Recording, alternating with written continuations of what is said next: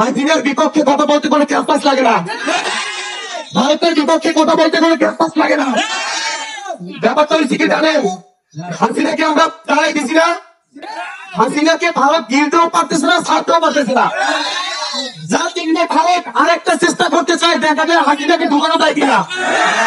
সুতরাং দিল্লি না ঢাকা, দিল্লি না ঢাকা, দিল্লির ভাইয়েরা দাদারা, আমরা গণ অভ্যুত্থান ঘটালাম দাদাদের দাদাগিরি করার জন্য নয়। ভারতের সাথে সম্পর্ক হবে চোখে চোখ রেখে। আপনি অর্ডার করবেন আর আমরা চোখ বুঝে দাদা দাদা করবো, এটা চলবে না। মনে রাখবেন এটা নতুন বাংলাদেশ। আমরা সবাই একটু হাতের ডান দিকে তাকাই, মাতৃভূমি ডান একটু। পাঁচটা সুযোগটাই দালালি চলবে না।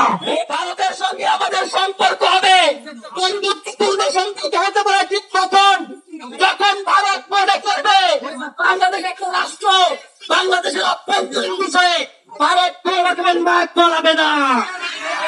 আমরা দেখেছি গত 15 বছর আওয়ামী লীগ রেজিম বাংলাদেশকে ভারতের কাছে ইজারা দিয়ে রেখেছিল।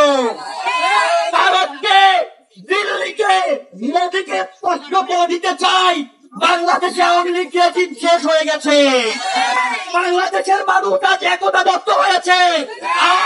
আওয়ামী লীগকে আর বাংলাদেশে ফিরতে দেওয়া হবে না, হবে না, হবে না।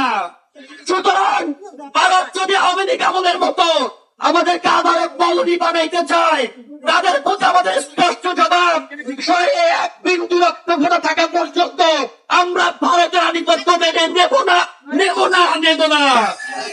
সুতরাং দিল্লি স্পষ্ট করে যাতে শুনে রাখে, যেমন করে দিল্লির গোলাম হাসিনাকে আমরা পালাইতে বাধ্য করেছি, দিল্লিকেও তেমন করে আমরা রুখে দিবই দিব ইনশাল্লাহ।